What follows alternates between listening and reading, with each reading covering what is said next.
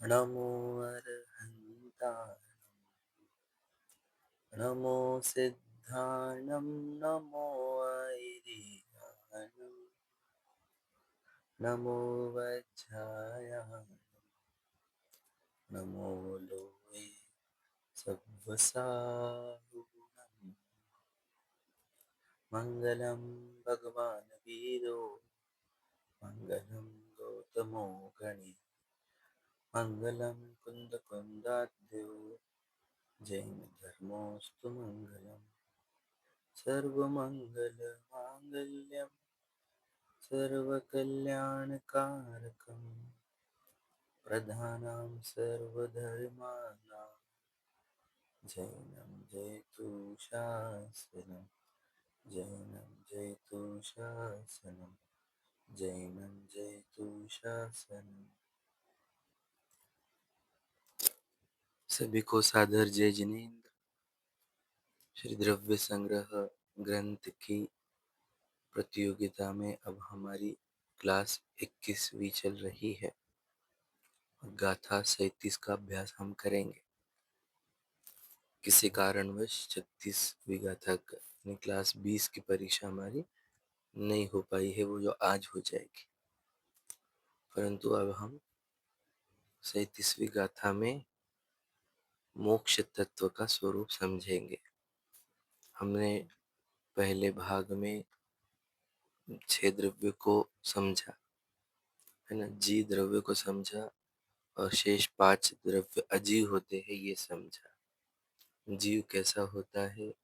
जीव अपने भाव प्राणों से जीता है और द्रव्य प्राण पुद्गल के है, ये हमने सीखा। ये सब जीव के साथ संयोग में है, कुछ काल के लिए है, छूट जाते हैं है ना। ऐसा है, चाहे शरीर हो, चाहे पत्नी बच्चे गाड़ी बंगले हो, ये थोड़े काल के लिए है, ये छूट जाते हैं, इसलिए इनको अजीव कहा। ये जीव नहीं है। और फिर हमें कर्म कैसे आते हैं? मिथ्यात्व विरति प्रमाद कषाय योग से कर्म आ जाते हैं आत्मा के प्रदेशों में है ना। फिर वो हम उस भाव में जब हम स्थिर रहते हैं तो वो अपने अंदर बंध जाते हैं है ना। और हमारे संवर भावों से व्रत समिति गुप्ति चारित्र अनुप्रेक्षा परिसहजय धर्म से वो कर्म आना रुकते हैं। हमने ये देखा संवर तत्व। फिर हमारे अंदर इच्छाओं का निरोध करने से तप के माध्यम से समस्त कर्मों की निर्जरा प्रारंभ होती है, अर्थात वे झड़ना चालू हो जाते हैं, निकलना चालू हो जाते हैं। इतना हमने देखा था। अब हम मोक्ष तत्व को समझेंगे कि मोक्ष तत्व कैसा होता है। तो आज हम आपको मोक्ष तत्व का पूरा डिटेल समझाएंगे गाथा 37 के माध्यम से। तो पहले गाथा पढ़ता हूँ। सवस्स कर्मणो जो क्षय हेतु अपरणो परिणामो नेयो स्वभाव मुखो दव्य विमुखो यकम बुद्ध भाव भाव मुक्ति कर्म क्षय के हेतु निर्मल भाव है और द्रव्य मुक्ति कर्म रज से मुक्त हो न जानिए। देखो, शब्द से अर्थ पकड़ते हैं, प्राकृत शब्द से। तो देखो, वहाँ लिखा है कि हो यानी निश्चय से, अपरणो यानी आत्मा का, जो परिणामों लिखा है यहाँ पे है ना, जो परिणामों, तो वो है जो परिणाम। सवस्स कर्मणो सब कर्मों के, क्षय हेतु क्षय का कारण है, स वह, भाव मोक्षो यानी भाव मोक्ष है, और कम पूह भावो ज्ञानावरणादि द्रव्य कर्मों का पृथक हो जाना, द्रव्य विमुखो द्रव्य मोक्ष, नेयो यानी जानना चाहिए। तो यहाँ पर भी जैसे हर एक हम हर एक तत्व में देखे एक द्रव्य और एक भाव रहता है, वैसे यहाँ भी दो भाग है इस मोक्ष तत्व के, एक भाव मोक्ष है और एक द्रव्य मोक्ष है। तो भाव मोक्ष और द्रव्य मोक्ष इस दो प्रकार के वर्णन गाथा में ही आया है। और जो भाव रहते हैं वो जीव का परिणाम होता है, उसी को भाव कहते हैं। जीव का परिणाम भाव है और कर्मों में जो फल आता है उसका नाम है द्रव्य। ठीक है। तो देखो वहां पे जो लिखा है कि आत्मा के जो परिणाम से क्या होता है, कर्म पूरे निकल जाए, कर्म का पूर्ण नाश हो, उसको कहते हैं भाव मोक्ष। समझ लीजिए, आत्मा के जिस परिणाम से कर्मों का पूर्ण नाश हो उसे भाव मोक्ष कहते हैं। और कर्मों का पूर्णतः निकल जाना, कर्मों का निकल जाना मतलब क्या वो भी समझाएंगे। कर्मों का पूर्णतः निकल जाना वह द्रव्य मोक्ष होता है। ठीक है। तो दो पार्ट हो गए, एक भाव वाला पार्ट है और एक कर्म वाला पार्ट है। ठीक है, जैसे हर जगह देखे अपन ने। तो भाव ऐसे करे जीव ने कि उसके जितने कर्म थे, कारमान शरीर था ना इस आत्मा के एरिया में, जिसमें अनंत कर्म थे, वे पूरे के पूरे निकल गए। निकल के मतलब फटाफट फटाफट निर्जरा हुई उसकी, जो अपन ने पिछले में देखे थे, है ना। कर्म फटाफट फटाफट निकल गए और पूरा वो कारमान शरीर एम्प्टी हो गया। वो टैंक, कर्मों की टैंक खत्म हो गई, फिनिश हो गई। तो पूरे कर्म निकल गए, वह हुआ द्रव्य मोक्ष। लेकिन ये कर्म निकले क्यों? क्योंकि इस जीव ने वैसे भाव किए थे जिससे कर्म निकल गए। वैसे निर्जरा तो हमने पढ़ा ही था कि जीव ने इच्छाओं का निरोध किया और आत्मा का ध्यान किया, तो उससे कर्म एकदम स्पीड से निकलना शुरू हो गए थे। ठीक है। तो इस प्रकार हमने वो निर्जरा समझा था, अब हम मोक्ष समझते हैं। तो देखो, दो प्रकार के मोक्ष की चर्चा है। देखो पहले मोक्ष की परिभाषा क्या है कि आत्मा की समस्त कर्मों से रहित पूर्ण शुद्ध अवस्था को मोक्ष कहा जाता है। देखो क्या लिखा है, आत्मा की समस्त कर्मों से रहित पूर्ण शुद्ध अवस्था को मोक्ष कहा जाता है। ये सब कर्मों से रहित जब हो जाएंगे आप, है ना, पूर्ण शुद्ध हो जाएंगे, उसी का नाम मोक्ष है। तो इसके दो भेद है, भाव मोक्ष, द्रव्य मोक्ष। आत्मा के वे परम विशुद्ध परिणाम, क्या लिखा है, परम विशुद्ध परिणाम या निश्चय रत्नत्रय रूप परिणाम, निश्चय रत्नत्रय रूप परिणाम, जो समस्त कर्मों के क्षय में यानी विनाश होने में कारण बनते हैं, उन्हें भाव मोक्ष जानना चाहिए। ठीक है। देखो दो कहते हैं, आत्मा का परम विशुद्ध परिणाम और निश्चय रत्नत्रय परिणाम, जो कर्मों के क्षय, क्षय मतलब नाश होना, उनका फल, उनका निकल जाना स्पीड से, तो हमेशा के लिए निकल जाना, तो उसको कहते हैं क्षय। और जब वो ऐसे भाव होते हैं कि कर्म का क्षय हो जाए, तो उन्हें भाव मोक्ष जानना चाहिए, उसे भाव मोक्ष कहते हैं। और द्रव्य मोक्ष क्या है कि आत्मा के प्रदेशों से, आत्मा के एरिया में, प्रदेशों में कर्म पुद्गल परमाणुओं का वास्तव में पूर्णतः अलग हो जाना। समझ रहे, कर्म परमाणुओं का पूर्णतः अलग हो जाना, वह द्रव्य मोक्ष कहलाता है। ठीक है। तो दो प्रकार के हमने मोक्ष की चर्चा करी, समझो सरल एकदम। तो भाव मोक्ष को समझते हैं थोड़ा सा, कि भाव मोक्ष क्या होता है। क्योंकि आत्मा का परम विशुद्ध परिणाम, यानी आत्मा का परम मतलब सबसे ज्यादा, सर्वोत्कृष्ट, और विशुद्ध यानी जिसके अंदर परम विशुद्धि है, सबसे ज्यादा विशुद्धि है, उस वह परिणाम जो है वह भाव मोक्ष होगा। या उसका और एक सब्स्टिट्यूट दिया कि पर निश्चय रत्नत्रय रूप परिणाम। तो निश्चय रत्नत्रय रूप परिणाम, ये जब ये होता है तो कर्मों का क्षय होना चालू हो जाता है। कर्म एकदम धड़ धड़ धड़ धड़ धड़ स्पीड से हमेशा के लिए निकल जाते हैं आत्मा में से, तो वो द्रव्य मोक्ष हुआ, ठीक है। लेकिन किसके कारण हुआ? भावों के कारण। दो भाव बताए, परम विशुद्ध परिणाम और दूसरा कि निश्चय रत्नत्रय रूप परिणाम। तो दोनों परिणाम एक ही है, समझाएंगे अभी देखो। तो आपने देखा द्रव्य मोक्ष और भाव मोक्ष, इसमें कहीं भी सिद्ध शिला का नाम नहीं आया है। हम मोक्ष का अर्थ क्या समझते हैं कि ऊपर चले जाना ही मोक्ष है। यानी कोई जगह का नाम, लोकेशन का नाम मोक्ष मानते हैं हम, कि मोक्ष कहाँ है? तो ऊपर। तो याद रखना, मोक्ष ऊपर नहीं होता, ध्यान से सुन लेना। मोक्ष मेरे भावों में होता है।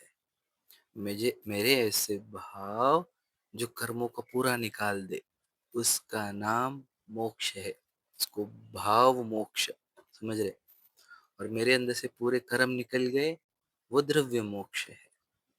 तो ये तो यही हुआ ना, वहां पर गए थोड़ी। अब जिसका ऐसा हो जाता है वो अपने आप ऊपर चला जाता है। तो मोक्ष तो यहाँ हुआ था, वहां चला गया वो। उस जगह का नाम मोक्ष नहीं है, वो तो लोक अग्रभाग है। मैंने क्या? लोक, लोकाकाश के सबसे ऊंचा हुआ भाग, उसका नाम मोक्ष नहीं है, लोकाग्र भाग है वो, ठीक है। या फिर वो सिद्ध शिला के ऊपर वाला भाग है, एरिया है, वो मोक्ष नहीं है। ये बात समझना आप। तो मोक्ष क्या है? एक तो मेरा भाव, मेरे ऐसे भाव, कौन से भाव? परम विशुद्ध भाव, निश्चय रत्नत्रय रूप भाव, वो मोक्ष है। और उस जब वो मेरे भाव प्रकट हो गए, तो कर्म पूरे निकल निकल जाते हैं, पूरी तरह मुझे एम्प्टी कर देते हैं कर्मों से, समझेगा? कर्मों का और मेरा जो अनंत काल का संबंध था वो टूट जाता है, और हमेशा के लिए कर्म मुझसे दूर हो जाते हैं।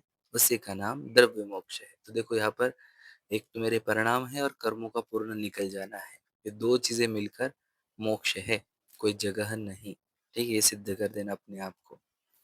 अब देखो, अब ये परम विशुद्ध परिणाम क्या है, निश्चय रत्नत्रय क्या है, वो समझते हैं, क्योंकि वही भाव मोक्ष है ना। तो देखो, मैं अनादि से दुखी हूँ, अनादि से, समझ रहे? तो अनंत काल से हम दुख भोग रहे हैं ना, जन्म मरण के, और ये शरीर के रोगों के, है ना, भूख प्यास के, है ना, बहुत सारे। और चार गति में आप देख पहले ढाल, तो अब देखना आप कैसे काल अनंत निगोद मंझार। तो अनंत काल से तो निगोद में ही थे हम, एक केंद्रीय शरीर में। उसमें भी हमारी आयु कितनी थी? तो एक सांस में हम 18 बार जन्म मर लेते थे, इतनी कम आयु थी। और फिर जैसे हम बड़े भी हुए ने, दो इंद्रिय हुए, तीन इंद्रिय हुए, चार इंद्रिय हुए, तो क्या क्या नहीं हुआ हमारे साथ तिर्यंज गति में, है ना। क्या क्या नहीं होता है, विचार करो। पंच इंद्रिय बना तो क्या क्या नहीं हुआ, मारना काटना, क्या क्या नहीं हुआ है, विचार करो। मनुष्य बने तो सच्चे धर्म नहीं मिला, तो क्या किस में लग गए? विषय में, भोगों में, है ना, राग द्वेष में, है ना। और फिर देव में गए तो भोगों में लग गए पूरी तरीके से, नरकों में गए तो मार काट में लग गए। तो इस जी के साथ आज तक क्या क्या हुआ है बताओ, कितना हुआ है और कितने काल से हुआ है, बताए? इसको अनादिकाल कहते हैं। अनादि मतलब जिसकी कोई आदि नहीं है, शुरुआत ही नहीं है, अनादि। तो ऐसा जिसकी शुरुआत ही नहीं है, तब से हम जन्म मरण कर रहे हैं, चारों गति में भटक रहे हैं, एक गति से दूसरी गति, दूसरी गति से तीसरी गति, और अनंत काल तो निगोद में ही बीतता है ना। तो अनंत काल निगोद में एक इंद्रिय हमारा ज्ञान रहता है, एक इंद्रिय शरीर रहता है, और अनंत दुख होते हैं। इतना तड़पता हूँ, कौन सी दुख? इस दुख को कहते हैं आकुलता, तड़पन, है ना। कौन सी तड़पन? खाने की, छूने की, देखने की, टेस्ट की, स्मेल की, है ना, अनुकूल संयोगों की, नाम प्रसिद्धि की, यश की, पत्नी बच्चों की, है ना। ऐसी बहुत सारी तड़पन हमारे अंदर है कि नहीं? आकुलता है या नहीं? तो ये आकुलता, ये दुख, ये तड़पन अनादिकाल का है। अब पूछते हैं हम कि ये आकुलता, ये तड़पन, ये दुख दे कौन रहा है? कौन दे रहा है? तो कहते हैं कोई कर्म नहीं, कोई व्यक्ति नहीं। हमारे अंदर जब इच्छाएँ उत्पन्न होती है, उससे दुःख होता है। इच्छा से आकुलता होती है, इच्छा से ही तड़पन होती है, इच्छा ही दुःख रूप होती है। समझ गए? ये तो हमने पिछले चैप्टर में भी कहा था। तो दुःख जो इच्छाएँ है, वो किसके निमित्त से होती है? अगर निमित्त की बात करें, तो चारित्र मोहिनी के निमित्त से इच्छाएँ होती है। दर्शन मोहिनी के निमित्त से इच्छा का निमित्त मिथ्यात्व होता है। यानी मैं बताता हूँ। तो देखो, जब तक इच्छाएँ है, तब तक तड़पन है, तब तक दुःख है, तब तक अ, समझ लीजिए आकुलता है। तो इच्छा ही बड़ी तकलीफ देने वाली है। तो इच्छा उत्पन्न क्यों होती है? मिथ्यात्व के कारण। जैसे मैं अगर अपने आप को ये शरीर मानूं, आप अपने आप को वो शरीर मानो, तो आपने क्या कर लिया? देह का और आत्मा का एकत्व कर लिया। ये मिथ्यात्व होता है। देह को और आत्मा को एक मान लिया। अब आपको बहुत सारी इच्छा चालू हो जाएगी कि देखने की, सुनने की, टेस्ट की, टच की, स्मेल की, होई कि नहीं? फिर घर गाड़ी बंगले की, पत्नी बच्चे परिवार की, नाम प्रसिद्धि की, यश कीर्ति की, समझे कि नहीं? ये सब इच्छाएं प्रारंभ हो जाए। इतनी होगी कि दिन रात उसकी प्राप्ति के लिए प्रयत्न करेंगे, पूरा जीवन इसकी प्राप्ति में लगा देंगे। इतनी तड़पन हो जाएगी, है ना? इसकी प्राप्ति के लिए किसी को धोखा दोगे, कभी मायाचारी करोगे, समझ रहे हैं? कभी लोभ हो जाएगा, तो फिर कभी मान का क्षय हो जाएगी। तो तड़पते ही रहता है इच्छाओं से, समझ रहे? तो ये जो इच्छाएं है, वो हमारे को आकुलता देती है, दुख देती है। तो जितनी जितनी आकुलता बढ़ती है, जितनी जितनी इच्छाएं बढ़ती है, उस बढ़े हुए इच्छा को कहते हैं संक्लेश। संक्लेश भाव सुना होगा आपने। और जब नहीं, तो देखो कितना संक्लेश है। देखो दुनिया में, देखो जो धर्म नहीं करते उनके घर पे देखो, पत्नी बच्चों के बीच में, पति पत्नी के बीच में कितने संक्लेश है। बच्चों में और उनके पेरेंट्स के बीच में कितने संक्लेश है ना? माँ बाप में कितने संक्लेश है ना? समाज में जिधर उधर देखो आप, तो संक्लेश ही संक्लेश है। दुनिया में देखो, देश में देखो, झगड़े, है ना? तो डिवोर्स, मर्डर्स हो रहे हैं, सब हो रहे हैं। ये सब संक्लेश है। मतलब इच्छाओं की मात्रा इतनी बढ़ जाती है कि आ, तड़पन होने लग जाती, इच्छा होने लग, रोने लग जाता है, क्रंदन करने लग जाता है, डिप्रेशन में आ जाता है, चिढ़ता है, चिल्लाता है, मारता है, मार डालता है। ये सब संक्लेश है। तो जब जब इच्छाएं बढ़ेगी, संक्लेश बढ़ेगा, और फिर दुख होगा। ये संक्लेश घटता कैसे है? जब हम देव शास्त्र गुरु के निकट आते हैं, तो इच्छाएं बहुत घटती कि नहीं, मुझे ये नहीं चाहिए, ये गलत है, ये गलत है, ये गलत है। देव शास्त्र गुरु के निकट आते ही हमारी बहुत सारी इच्छाएं क्या हो जाती है? उपशमित हो जाती है कि नहीं, ये गलत है, मुझे नहीं चाहिए, ये तो नहीं चाहिए, ये नहीं चाहिए, ये नहीं चाहिए। तो बहुत सारी इच्छा कम हो जाती है देव शास्त्र गुरु के निकट आते ही, लेकिन पूरी खत्म नहीं होती है। तो वो जितनी इच्छा घटी देव शास्त्र गुरु के निकट आने से, धर्म मार्ग में लगने से, है ना, उतना होता है समझ लीजिए विशुद्ध परिणाम। जितनी जितनी आपकी कषाय घटी, उतना उतना विशुद्ध भाव, विशुद्ध परिणाम आपके जीवन में आए। समझ रहे हो? उतना जीवन में जितना विशुद्धि आएगी, उतना सुख की मात्रा भी आएगी, उतनी शांति की मात्रा भी आएगी। क्योंकि ये जो इच्छाएं है ना, वो सुख होने देती है ना शांति होने देती है। तो जित देव शास्त्र गुरु के सानिध्य में आकर, सच्चे देव शास्त्र गुरु के उपदेश सुनकर हमारी जितनी इच्छाएं दूर करते हैं हम, उतना हमें सुख, शांति और विशुद्ध परिणाम होता है। ठीक है? तो देख लेना, आप जो सच्चे धर्म में लग गए हैं, सच्चाई से, सच्चे दिल से, उनके जीवन में सुख शांति आपको सहज मिलेगी। वो सुख शांत रूप हो ही जाते हैं, क्योंकि उनके परिणाम विशुद्ध हो जाते हैं। ठीक है? तो कितनी इच्छा कम हो गई? बहुत सारी। सच्चे देव शास्त्र गुरु के सानिध्य में लगकर हमारी बहुत सारी इच्छाएं कम हो गई। और अब जब हम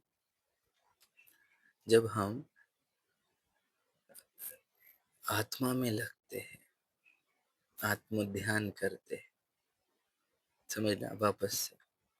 तो आत्म ध्यान जब करते हैं, समस्त विश्व को हमने देख लिया कि वो पुद्गल है ना? धर्म धर्म आकाश काल है, उनमें चेतना नहीं है, वे सभी अचेतन हैं, है ना? उनमें सुख नहीं है, शांति नहीं है ना? उनमें यानी वो दिए वो उनका संयोग कर्मों के कारण बना है, वो मेरा परमानेंट पार्ट नहीं है, वो तो सिर्फ संयोग है कुछ दिन का।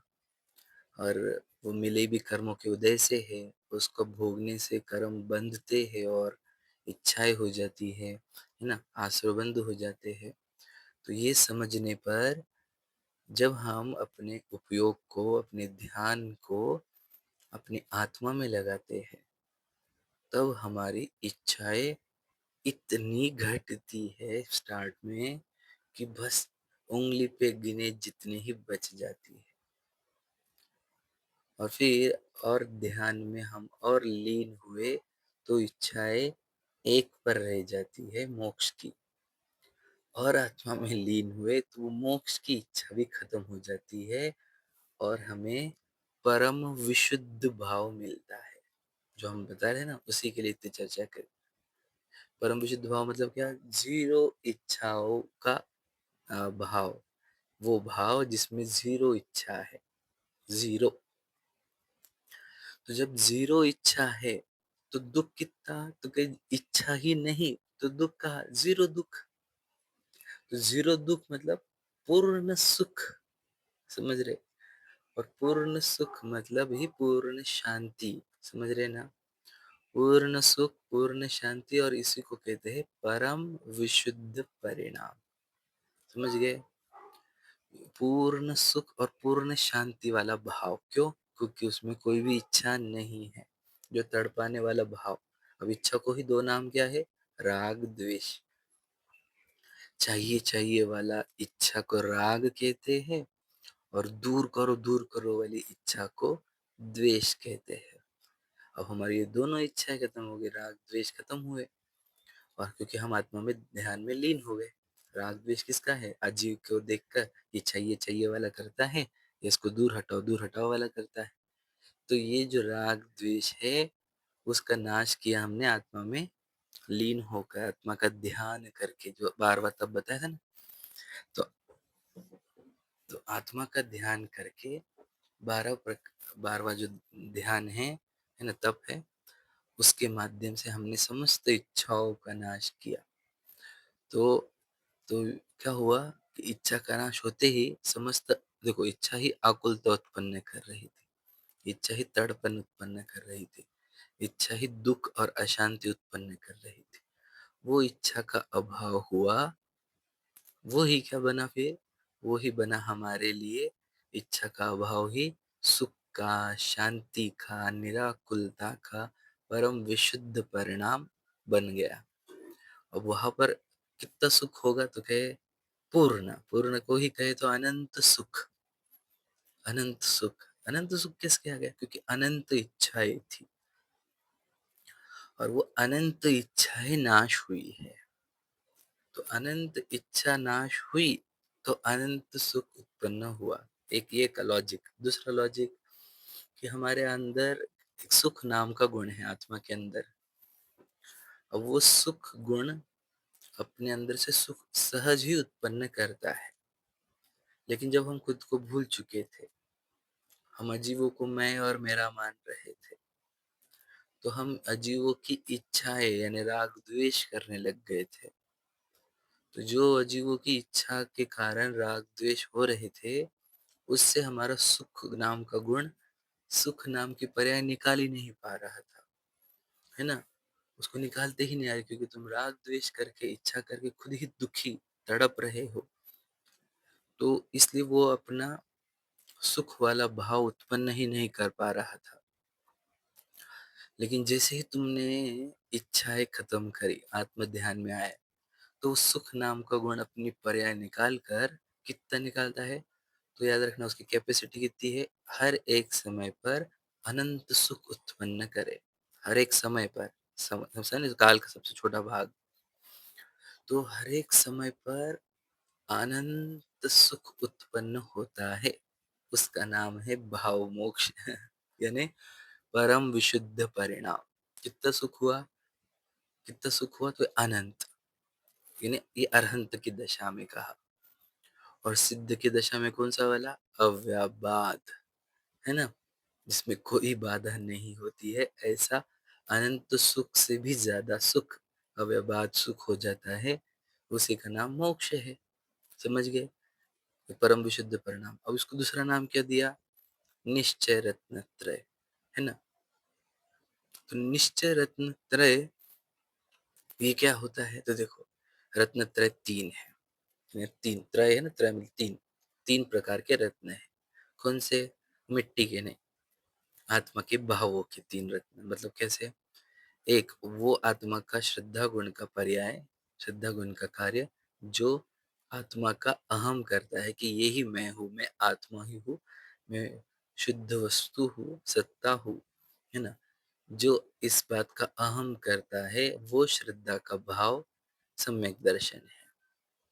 अपना ज्ञान गुण की पर्याय का वो कार्य जो स्वयं का अनुभव करती है, आत्मानुभव करती है कि देखो ये मैं हूँ, देखो ये मैं हूँ, जो निरंतर स्वयं को जान रही है, ऐसी ज्ञान गुण की पर्याय जो स्वयं का अनुभव करती है, स्वयं को जानती है, वो है सम्यक ज्ञान वाला परिणाम। और जो अपने आप में लीन हो गया, स्थिर हो गया, है ना, पूर्णतः स्थिर हो गया अपने ही स्वरूप में, अपने ज्ञान में, अपने आनंद में, उसको कहते हैं सम्यक चारित्र। तो जो हमने कहा आत्मा का ध्यान, इसमें क्या आ गया, तीनों आ गए, सम्यक दर्शन भी आ गया क्योंकि वो अपने आत्मा का अहम कर रहा है, सम्यक ज्ञान भी आ गया क्योंकि वो अपने आत्मा का अनुभव कर रहा है, और सम्यक चारित्र भी आ गया क्योंकि वह आत्मा में लीन है ना, आत्मा का ध्यान कर रहा है। तो शुद्ध रत्न त्रय कहो या परम विशुद्ध परिणाम कहो, दोनों का अर्थ यही होता है कि अपने आत्मा में लीन हो जाना, ध्यान करना, मग्न हो जाना, जो कि हमारे सभी तीर्थंकरों की मुद्रा है ना। शरीर का जो बॉडी आकार है वो ध्यान करता हुआ ही है। तो वो कौन सा भाव चल रहा होगा उनका, तीर्थंकरों का, बोलो, परम विशुद्ध परिणाम या निश्चय रत्न त्रय रूप परिणाम। और इसी भाव को उत्पन्न करने के लिए सभी मुनिराज शिखर जी जैसे पर्वतों पर, वन जंगलों में जाते हैं और अपने वो परम विशुद्ध परिणाम को उत्पन्न करना चाहते हैं, जिसका ही नाम मोक्ष है, भाव मोक्ष, समझ रहे। वो अपने परिणामों में परम विशुद्धि प्रकट करने के लिए, निश्चय रत्नत्रय प्रकट करने के लिए, आत्म ध्यान के लिए वे जंगलों में और पर्वतों पर जाते हैं, समझ रहे। और फिर इसके कारण ही जब तुमने परम विशुद्धि प्रकट कर ली, निश्चय रत्नत्रय प्रकट कर लिया, है ना, तुम्हारे भावों में परम या कितना अनंत सुख उत्पन्न हो गया, है ना। और अनंत सुख उत्पन्न होने से अब तुम्हारे आत्मा को तड़पा रहे क्या, नहीं, आत्मा की हिंसा कर रहे क्या, नहीं, तो कर्म तुम्हें दंड क्यों देंगे। अब दंड दंड देने के लिए कर्म थे, अब उसने देख लिया किसने अपने आत्मा को पूर्ण सुखी कर दिया, अब ये अपने आत्मा को किंचित भी नहीं दुखा रहा है, तो अब कर्म रुकेंगे क्यों, क्यों पनिशमेंट देंगे, आप किस बात की पनिशमेंट दें। जब हम अपने आत्मा को इच्छाओं से, राग द्वेष से, मोह से तड़पा रहे थे, तब तब हमारे को दंड के लिए कर्म थे, इसको दंड देना पड़ेगा क्योंकि आप अपने आत्मा को दुखाता है।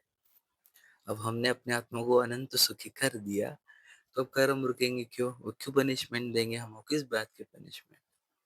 तो हमको पनिशमेंट देने के लिए उनके पास कोई वजह नहीं है, तो वो निकल जाते हैं, बोले चलो अब हमारा काम हो गया, क्योंकि ये अपने इसने अपने आप को अनंत सुखी कर दिया, अनंत काल के लिए, अब हमारा कोई काम नहीं है यहाँ पे, और इसको क्यों दंड दे हम, क्योंकि अभी निरपराधी हो गया है, ये बाइज्जत बरी कर दो इसको अब, है ना। तो कोर्ट जो होती है कर्मों की कोर्ट, वो बोलते हैं कि हमारे आत्मा बोलते हैं मिलॉर्ड, जब मैंने कोई अपराध ही नहीं किया तो मुझे सजा किस बात की, अब मैं अपराध करना बंद कर चुका हूँ, वो पूर्व में अपराध हुए थे मेरे से। तो जज बोलता है अब तू दुखी करेगा क्या आत्मा को? बोले मैंने तो अनंत सुखी कर दिया अनंत काल के लिए। तो बोलते अब तुझे तो कोई, ठीक है फिर, अब इस जीव को बाइज्जत बरी कर दो, कर्मों की जेल से बाइज्जत बरी अनंत काल के लिए। अब कोई तुम्हारे को कर्म आएंगे नहीं, इसके बाद कभी कर्म नहीं आएंगे, क्योंकि तुमने आत्मा को दुखाना ही बंद कर दिया। समझ गए कैसे होता है ये प्रक्रिया? उसको और समझाते देखो कि इस इच्छाओं को और मिथ्यात्व को ही दोनों को मिला करके कहते हैं मोह, है ना। एक मिथ्या तो हुआ वो दर्शन मोह है, और इच्छा हुई वो चारित्र मोह है। और मोक्ष का अर्थ शब्दशः अर्थ निकाला जाए तो मोह का अर्थ होता है मोह, और क्ष का अर्थ होता है क्षय। मोह का क्षय होना ही मोक्ष है। मोह का क्षय होना ही मोक्ष है, समझ रहे ना। तो जिसका जिसका मोह का क्षय हुआ उसको उसको मोक्ष हुआ, ऐसा अर्थ। दूसरा अर्थ, छूटने का नाम मोक्ष है। मुंचती, मुंच यानी छूटना। तो छूट, जो दुखों से छूट रहा है, जो कर्मों से छूट गया, है ना, जो मोह से छूट गया जिसका, है ना, उसको मोक्ष है। तो मोक्ष का अर्थ मुक्ति भी होता है। तो मुक्ति मतलब फ्रीडम। जो आज का दिन है हमारा, है ना, 15 अगस्त, फ्रीडम। तो ये इंडिपेंडेंस डे है हमारा, है ना। और अनंत काल के लिए इंडिपेंडेंट हो जाएंगे हम, तो मुक्ति मिलेगी हमारे को। मुक्ति संग्राम, समझे कि नहीं। और ये जो मोक्ष मार्ग है वो मुक्ति संग्राम है कि नहीं। और बताओ मुक्ति संग्राम के हीरो कौन है? तो हमारे मुनिराज मुक्ति संग्राम के हीरो है। और जो जो मोक्ष मार्ग में आगे बढ़ रहे हैं वो मुक्ति संग्राम के हीरो है ना।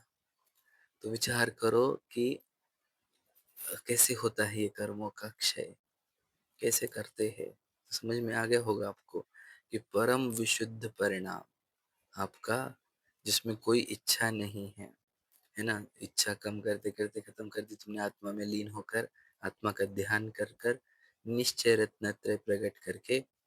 तो देखो जितने भी भगवान जी की मुद्रा दिखेगी आपको, जिनेन्द्र भगवान की, कोई भी तीर्थंकर की हो, वो ध्यानस्थ ही क्यों मिलती है? प्रश्न समझ में आएगा? उसका उत्तर है ये। और दूसरा कि वे जंगल पर्वतों में ही क्यों मिलते हैं, हमारे सिद्ध क्षेत्र, है ना, निर्वाण क्षेत्र, अति, है ना। तो ये जंगल पर्वतों में ही क्यों? क्योंकि वह उधर ही जाकर उन्होंने निर्वाण को या सिद्ध दशा को प्राप्त किया है। समझ में आ रहा है? और ये पूर्ण सुख रूप है कि नहीं? अब आप बोलेंगे कि जो एक मोक्ष के बारे में डाउट क्या है लोगों का, वो भी समझा देता हूँ। सब लोगों के मन में क्या है कि ऊपर जाना मतलब मोक्ष, सिद्ध शिला पर। तो प्रश्न उठाए लोगों ने कि वहां पर जाके करते क्या है? खाते पीते हैं क्या? नहीं। पत्नी बच्चे है क्या? नहीं। घूमने फिरना भी नहीं है? नहीं। और ठंडी हवा है? बोले नहीं। तो बोले फिर किसका सुख है वहां पर? ऐसा प्रश्न पूछते हैं लोग, समझ रहे क्या? तो मोक्ष में सुख कैसे है, उनको प्रश्न नहीं है, उसको उत्तर देते हैं हम। देखो वहां भूख नहीं रखना, वहां पे खाना पीना नहीं मिलने वाला है, पत्नी बच्चे नहीं मिलने वाले, घूमने फिरने को नहीं मिलने वाला है ना। तो सुख कैसे मिलेगा, सुख कैसे मिलेगा, उसको उत्तर देते हैं हम। देखो वहां पर आपके पास शरीर ही नहीं होगा, पहला पॉइंट। और शरीर नहीं है तो भूख प्यास लगेंगी किसको? और भूख प्यास लगेंगी नहीं, समझ में आएगा नहीं? तो फिर खाना ही क्यों पड़ेगा? खाने की जरूरत ही क्या पड़ेगी? समझ में? भूख प्यास तो तड़पन होती है ना, इच्छा होती है कि नहीं? वो तो तड़पन है। तो शरीर मिलने का तो भूख प्यास की तड़पन लगती है, तड़पन लगी तो दुखी होगा, दुखी होगा तो फिर मोक्ष कैसे? समझ रहे? तो सर्दी गर्मी भी नहीं, शरीर नहीं तो सर्दी गर्मी नहीं, सर्दी गर्मी नहीं तो हवा की भूख, हवा की इच्छा होगी, है ना। तो फिर वो शरीर नहीं है तो वो भी नहीं। अब शरीर है तो फिर काम वासना होती है तो पत्नी पति लगते हैं। अब शरीर नहीं तो काम वासना भी नहीं तो क्या को पत्नी पति लगेंगे। अब शरीर है तो घूमना फिरना लगता है उसको, दुख ही रहता है तो कहीं लगता है कहीं जाके सुख मिलेगा। अब अंदर इतना सुख हो गया तो कहीं कहीं घूमने की क्या जरूरत है? समझ गए? अब मैं पूछता हूँ, एक प्रश्न है क्या कि किसी भी एक चीज को, है ना, मतलब सिंपल लॉजिक समझो आप कि अ, दुखी है तो उसका उपाय खोजेगा ना। यानी अगर कोई रोटी खोज रहा है, इसका अर्थ क्या है? उसको भूख की तड़पन है, बराबर है। तो रोटी खाना ये सुखी होने का चिन्ह नहीं है, ये दुखी होने का चिन्ह है, क्योंकि तुमको तड़पन हुई थी भूख की, इसलिए तुम रोटी खा रहे हो। तुम्हें घर गाड़ी बंगले क्यों चाहिए? क्योंकि तुमको तड़पन है रहने की, इसलिए तुम्हें घर गाड़ी बंगले चाहिए। तुमको पत्नी पति क्यों चाहिए? क्योंकि तुमको तड़पन है काम वासनाओं की, इसलिए पति पत्नी चाहिए। तो वहां पे न भूख प्यास की तड़पन है, न सर्दी गर्मी की तड़पन है, न काम वासनाओं की तड़पन है ना, न शरीर है। तो वहां दुख होता ही नहीं कि ये सब काम करने पड़े। वहां पे कोई दुख ही नहीं है, तो ये सब काम करने ही नहीं पड़ते। वहां पे तो अंदर से ही इतना ही सुख आ रहा है, इतना सुख आ रहा है, अनंत की क्वांटिटी में, अनंत की दशा में, अनंत की क्वांटिटी में हर समय। और सिद्ध बनने पर बोलो अन अव्यबाद की क्वांटिटी हर समय। इतना सुख आ रहा है कि क्यों तो भोग में जाए। और शरीर तो है नहीं, क्योंकि जब कर्म पूरे चले गए तो वो शरीर कैसे टिकाएंगे? क्योंकि कर्म, शरीर को टिकाने के लिए कर्म चाहिए। शरीर को खाना पीने, शरीर की सांसें, यानी जो प्राण रहते हैं, प्राण किसने दी? वाले कर्म ने। अब जब कर्म ही निकल गए तो ये 10 प्राणों वाला शरीर किसका रहेगा? वो नो कर्म भी रहेंगे नहीं। द्रव्य कर्म निकल गए तो नो कर्म भी नहीं रहेंगे, और उनका भी नाश हो जाएगा। समझ गए? तो शरीर ही नहीं तो दुख किस बात का? कौन सी बात का दुख? तो फिर काय को चाहिए हमारे को? लोगों को क्या लगता है हम इस शरीर के साथ मुक जाएंगे। अरे तुम इस शरीर के साथ अगले गति में भी नहीं जाते, अगली गति में भी नया शरीर होगा, तो इस शरीर के साथ थोड़ी मुक जाओगे तुम कि वहां पे मेरे को मिलेगा क्या? जैसे एग्जाम्पल, विशाल को मिलेगा क्या? ये मिलेगा क्या? वो मिलेगा क्या? अरे तू विशाल ही नहीं है, तू जीव है, और तू इस शरीर के साथ नहीं जाएगा वहां पर, तू एज अ जीव आत्मा बल्कि जाएगा हमेशा। और वो जगह का नाम तो है नहीं मोक्ष। मोक्ष तो हमारे भावों का नाम है। तो अपने भावों में परम सुख, परम विशुद्धि, है ना, निश्चय रत्न त्रय प्रकट कर ले, तुझे इतना सुख होगा तो तुझे कोई चीज को भोग की जरूरत नहीं पड़ेगी, किधर देखने की जरूरत नहीं, कहीं जाने की जरूरत नहीं, कुछ पाने की जरूरत नहीं, है ना। इतना सुख तेरे अंदर ही उत्पन्न होता है। सुख का भंडार है तू, बस इच्छाओं के कारण तू अपनी सुख गुण से पर्याय निकाल नहीं पा रहा सुख की। तो वो इच्छा बंद कर, तेरा सुख गुण इतनी सुख की पर्याय निकालेगा कि तू अनंत काल तक भोगेगा। अनंत, अनंत मतलब जिसका अंत नहीं है, वो उतने काल तक भोगेगा। और फिर तुझे, समझ रहे, कि तुझे जरूरत ही नहीं पड़ेगी कोई चीजों की। न कर्म आएंगे, क्योंकि तूने कर्म पनिशमेंट क्यों दे रहे थे? क्योंकि तू आत्मा को तड़पा रहा था। अब तू इच्छाएं नहीं करता, तो आत्मा को तड़पाना बंद कर दिया, तो तुझे कर्म क्यों बंधेंगे बता? तुझे नहीं बंधेंगे कर्म। समझ रहे हैं कि नहीं? तो मोह का क्षय हो जाना, कर्मों से मुक्ति मिल जाना, समझ रहे, कर्मों से मुक्ति मिल जाना, मोह का क्षय हो जाना, परम विशुद्ध भाव होना, निश्चय रत्नत्रय भाव होना, यही मोक्ष है। समझ गए? है ना। तो वहां पर सुख कैसा होता है? आत्मा मोक्ष वाला सुख कैसा होता है? अतीन्द्रिय, इंद्रियों की जरूरत नहीं पड़ती, जहाँ आत्मा से ही उत्पन्न होता है। अब ये सुख की कल्पना किसी के जैसे, कितना सुख होगा एक क्वांटिटी में मेजर करके बताओ? तो किसी ने कहा इंद्रों से अनंत गुना। याद रखना, तो इंद्र का सुख और मोक्ष का सुख एक जैसा नहीं है। इंद्रों के पास जो सुख है वो इंद्रिय वाला है, आकुलता वाला है, तड़पाने वाला है। समझ रहे? यानी चक्रवर्ती के पास, राजा महाराजों के पास, या अमीर लोगों के पास वो जो सुख है, जिसको दुनिया सुख बोलती है, वो तो दुख है एक्चुअल में, तड़पन है, वो तड़पाता है इच्छाओं से। तो उससे कैसे कंपेयर किया जाए कि इनसे अनंत गुना है? समझेगा नहीं? पर अब कल्पना तो, जब तुझे कल्पना ही होती है, तो कल्पना करके बता, जो इंद्र के पास सुख है ना, जिसको तू सुख मानता है ना, उसको कितनी क्वांटिटी होंगी? समझ लो, मान के चलो उसको 1 डिग्री का सुख है, तो सिद्ध भगवान के पास अनंत डिग्री का सुख है। ऐसा कंपेयर करके बताया जाए तो भी, समझ रहे क्या नहीं? तो भी समझना कि इंद्रों का दुख वाला सुख है, जिसको दुख सुख की कल्पना की जाती है हर सिद्ध भगवान के पास या अनंत भगवान के पास, एक्चुअल वाला सुख है जो इनसे अनंत गुना क्वांटिटी में है। पहला पॉइंट। इसलिए इस सुख को ये इंद्रों के सुख से, राजाओं के सुख से, अमीर लोगों के सुख से कंपेयर नहीं किया जाता, नहीं किया जा सकता है। इसलिए इसको अतुलनीय भी कहते हैं। और ये सुख कैसा है? अविनाशी है, कभी खत्म नहीं होगा। अनंत काल, अनंत मतलब जिसका अंत नहीं हो, इतने काल तक अनंत सुख उत्पन्न होता जाएगा। और ये कैसा है? अविनाशी भी है और बढ़ता घटता नहीं है, सुख बढ़ गया, घट गया, बढ़ गया, घट गया, ऐसा भी नहीं। हमेशा अनंत की क्वांटिटी में, अव्यवहार की क्वांटिटी में ही रहेगा, है ना, निरंतर रहने वाला है। वहां पर कोई आपको भोजन की जरूरत नहीं है, शरीर की जरूरत नहीं है ना, इंद्रियों की जरूरत नहीं है सुखी होने के लिए, है ना, वहां पर तो शरीर ही नहीं रहेगा। समझ रहे हैं ना। तो इस प्रकार का सुख होता है।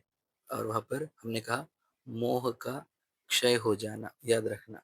मोह यानी एक तो मिथ्यात्व और इच्छाएं, ये दो नाश हो गई तो मोक्ष हुआ। समझ रहे कि नहीं। अगर मिथ्यात्व रहेगा तो अनंत इच्छा उत्पन्न करेगा, तो आत्मा को इतना तड़पाएगा कि कर्म बोलेंगे तो छूटूंगा नहीं मैं, क्योंकि तो इतना आत्मा को तड़पा तो तुझे पनिशमेंट मिलेगी बेटा। तो बहुत सारी पनिशमेंट मिलती है अगर आत्मा को तड़पाएगा मोह से, मिथ्यात्व से, इच्छाओं से। तो फिर ये मोक्ष का अर्थ ये हुआ, देखो पूरा कर्म पूरे निकल गए, तो वो नौका थी ना वो, तो उसमें से पूरा पानी निकल गया। अब पानी निकल तो पार हो गई, वो उधर चली गई। तो वहां पे क्या किया, नौका को छोड़ दिया और उधर चले गए आगे, है ना, आजीव को छोड़ दिया, आगे चले, शरीर छूट गया क्योंकि पानी पूरा निकल गया था, है ना। और फिर वो पार हो गया वो जीव, आप समझ रहे, ये मोक्ष होता है। ठीक है। अब और इसमें देखो, अब ये इस मोक्ष को हम प्राप्त कर सकते क्या आप और मैं, प्रश्न है। विचार करो कि अगर हम पुरुषार्थ करेंगे, कौन सा पुरुषार्थ, एक तो भेद ज्ञान का, क्या ये शरीर भी कर्मों ने दिया हुआ है, पुद्गल का है, मलमूत्र वाला है, गंदा है, ये मैं नहीं हूँ, मैं ये 10 प्राण वाला शरीर है ना, स्पर्श रस गंध वर्ण वाला है, मैं जीव हूँ, मेरे अंदर दर्शन चेतना, ज्ञान चेतना चलती है ना। तो मैं जानने देखने वाला जीव हूँ, समझ रहे।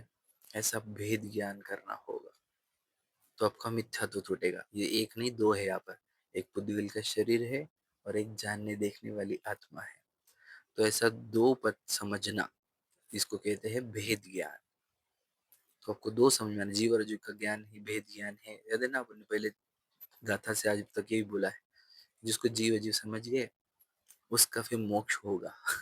मिथ्यात्व टूट गया ना, क्योंकि मिथ्यात्व है अनंत इच्छा उत्पन्न करता है। तो नहीं, मैं अलग हूँ, शरीर अलग है, ये समझ गया आपको। तो आपको शरीर संबंधी, शरीर को प्रसिद्ध करने की, शरीर को अमीर बनाने की, शरीर को भोग देने की, घुमाने फिराने की, उसकी, है ना, उसके सजाने की, संवारने की, या जवान ही रखने की, ऐसी जितनी इच्छा है वो जीरो हो जाती है, कम होने लग जाती है जब आपने भेद ज्ञान किया तब। है। तू चेतन और देह अचेतन, यह जड़ तू ज्ञानी। समझ रहे। मिले अनादि, अनादि से मिले है। यत्न ते बिछुड़े, यत्न मतलब प्रयत्न करने पर, पुरुषार्थ करने पर बिछड़ बिछड़ सकते हैं, अलग हो सकते हैं। जो पेय और पानी, यानी जो दूध और पानी को भी अगर हम कुछ प्रोसेस करें तो अलग अलग हो जाते हैं, है ना। एक साथ एक क्रिया में रहते हुए भी ऐसे लग रहे थे एक में खो गए, लेकिन हमने एक प्रोसेस करी कि अलग अलग हो गई, दूध अलग पानी अलग। वैसे ही आप भी, आपको मैं और शरीर एक लग रहा था, तो आप पुरुषार्थ करो, है ना, भेद ज्ञान करो, जिनवानी के वचन डालो, है ना, इस आत्मा के, है ना, आत्मा में। तो कर्म अलग दिखने लग जाएंगे, शरीर अलग दिखने लग जाएगा, और अपना अलग, अपन जीव राजा, है कि नहीं। तो जब आप ये जीव राजा को और शरीर को भिन्न जानोगे, भेद ज्ञान करोगे, तो आपके इस शरीर को वो प्रसिद्ध करने की, पैसा देने की, प्रॉपर्टी देने की, है ना, भोग देने की इच्छाएं आपकी कम होने लगी, क्योंकि पता है मैं तो हुई नहीं शरीर, तो शरीर के लिए क्यों मरूं मैं, क्यों तड़पो, क्यों इच्छा करो। और बच गई इच्छा थोड़ी सी, हमने शरीर को भिन्न जान लिया, है ना, कि मैं अलग हूँ, शरीर अलग है। फिर अब बची थोड़ी थोड़ी इच्छा होती रहती कभी कभी, है ना, कैसे, क्योंकि हम आत्मा में ध्यान में नहीं है, तो हमको जिधर देखे उधर की थोड़ी थोड़ी इच्छा हो जाती है। तो इस इच्छा का खत्म करने के लिए दीक्षा धारण करो, है ना, मुनिव्रत धार, है ना। और फिर मुनिव्रत धारण करो और फिर अपने आत्मा का ध्यान करो। अपने आत्मा का ध्यान करोगे तो आपकी जैसी ही इच्छा, आत्म ध्यान करते हुए जैसे इच्छा का अभाव हुआ, तो उसी भाव का नाम परम विशुद्ध परिणाम है, उसी का नाम निश्चय रत्नत्रय है, उसी का नाम मोक्ष है, भाव मोक्ष। समझ गए। तो ये भाव मोक्ष आपको हो जाएगा। और फिर देखो, तो ये भाव मोक्ष कब होता है, 13वें गुण स्थान में, यानी अरहंत बनने पर। 13वें और 14वें गुण स्थान अनंत भगवान के, तो उनको अनंत सुख कहा गया, 13वां गुण स्थान, 14वां गुण स्थान। और फिर जब वो सिद्ध भगवान है, 14 गुण स्थान को पार करके सिद्ध बन जाते हैं। तब होता है कि तब क्या होता है देखो, अरहंत कब बने थे? 4 घातीय कर्मों के नाश होने पर। तो वहाँ पे घातिया में मोह का खत्म हुआ, तो लगेज उनके अरहंत बन गए, तो अनंत सुख हो गया। और 4 आघातियों का नाश होता है, तो यानी आठों कर्म नाश हो गए, तो वे सिद्ध बन गए। तो सिद्ध बन गए तो द्रव्य मोक्ष हुआ। समझ गए? भाव मोक्ष कब है? 13 विघ्न स्थान में प्रकट हुआ। लेकिन द्रव्य मोक्ष कब हुआ? जो 14 विघ्न स्थान के बाद सिद्ध बन गए, तब द्रव्य मोक्ष हुआ। तो सोचो, कर्म किसके निकल गए? वो तो सताते, वो तो बस सताते, वो तो बस, अरे वो उसको सताते हैं जो खुद को सताता है, जो खुद को तड़पाता है इच्छाओं से, मिथ्यात्व से, है ना, भेद ज्ञान नहीं करने पर, शरीर के मोह से, शरीर का मोह, पत्नी बच्चों का मोह, गाड़ी बंगलों का मोह, है ना, जो मोह से, इच्छाओं से खुद को तड़पाता है, कर्म उसको छोड़ते नहीं। समझे कि नहीं? अब विचार करो, पार्श्वनाथ जी, अब कैसी बातें कर रहे हैं आप, सुन लो। पार्श्वनाथ जी ने, आपको पता है पूर्व में वो जो किया था एक इंसिडेंट, तो वो कमठ कितने है ना, कितने भावों तक आके सता ही रहा। तो कौन कर रहा है? पार्श्वनाथ जी के ही कर्म, है क्या नहीं? जो उन्होंने पूर्व में बांधे थे, खुद को तड़पाया था, सामने वाले को भी तड़पाया था, तो उसके फल में वो कमठ फल दे रहा था, दे रहा है ना, आखिरी बहुत तक दिया उसने। और जैसे ही पार्श्वनाथ जी ने ध्यान किया, अब वो कमठ उपसर्ग कर रहा है, पार्श्वनाथ जी अपना ध्यान कर रहे, तो उन्होंने अपने आत्मा को तड़पाना बंद कर दिया, इच्छाएं खत्म कर दी, और अपने भावों में परम विशुद्धि प्रकट कर ली, है ना, निश्चय रत्नत्रय प्रकट कर लिया। तो कमठ का क्या हुआ? कमठ भी गायब, कर्म भी गायब, समझ रहे? और अनंत सुख प्रकट हो गया शिखर जी पर ही, पारसनाथ टूप पर ही। विचार करो, है ना। तो वहां पे अनंत सुख प्रकट हो गया, फिर घातिया कर्म भी नष्ट हुए, सिद्ध हो गए, तो अव्यबाद सुख हो गया, है ना, सिद्ध बन गए। तो ये प्रक्रिया है। उपासना जी को भी, जब तक तुमने आत्मा को तड़ पाया, तब तक कर्म तुमको तड़ पाएंगे। तुमने आत्मा को तड़पाना बंद किया, तो कर्म तुम्हारे को छोड़ के चले जाएंगे। इतनी सरल और सहज विधि है ये। अब खुद को पूछो, मैं अपने आप को, अपने आत्मा को तड़पाता हूँ क्या? अगर तड़पाते हो तो फिर आपको कर्मों से मुक्ति नहीं मिलने की, क्योंकि तुम हिंसा वाला अपराध कर रहे हो, इट इज ऑफेंस, है ना। अपने आत्मा को दुख देने का, आत्मा को तड़पाने का, ये ऑफेंस है, अपराध है, जिसके दंड में तुम्हें दंड कर्म बन देंगे, कर्म आएंगे, बहुत क्वांटिटी में आएंगे कर्म, और वो तुम्हारा बिल्कुल याद रखना कि वो तुम्हें तड़पाएंगे जरूर। इसलिए अगर आप कर्मों से पूर्ण मुक्त होना चाहते हो, है ना, तो अपने आत्मा को तड़पाना बंद करो। देह में हूँ, ये मोह है, ये घर गाड़ी बंगले पत्नी बच्चे मेरे है, ये मोह है। 24 की स्तुति जो जो लोग बोलते हैं, ज्यादा करके लेडीज बोलते थे पहले, उसमें क्या लिखा है? मोह जाल में फंसे हुए है, कर्मों ने आ गया। तो मैं ये शरीर हूँ, ये मोह है, ये पत्नी बच्चे गाड़ी बंगले मेरे है, ये मोह है, ये सब अजीब है पुद्गल के। तो मोह जाल में फंसे हो कि नहीं? इसलिए कर्म ने आ घेरा है। तो कैसे तीरोगे भव सागर से, बताओ? तो बोले जैसे क्या कि ये सबको मोह छोड़ो, ये शरीर में ही नहीं, जहाँ देह अपनी नहीं, तहाँ ना अपना कोई, तो ये कोई अपना कुछ भी नहीं है। तो इसका सबका मोह तोड़ो, अपने ज्ञान को, अपने उपयोग को अपने अंदर लगाओ। समझ रहे? दर्शन उपयोग, ज्ञान उपयोग को अपने आत्मा में लगाओ, और इच्छाओं का नाश करो, मोह का नाश करो, परम विशुद्ध भाव को प्रकट करो, तो फिर तुम्हारे को अनंत सुख होगा। और कर्म सब निकलते जाएंगे, सब निकल जाएंगे, एक भी नहीं, एक भी रुकेगा नहीं।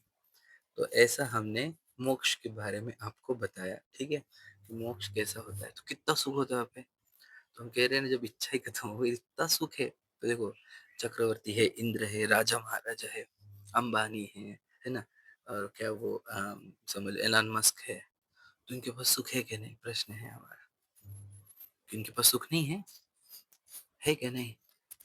तो कहते हैं देखना, इच्छाएं अनंत है, और जिसके पास अनंत इच्छा होती है, वो किंचित भी सुखी नहीं होता, किंचित भी।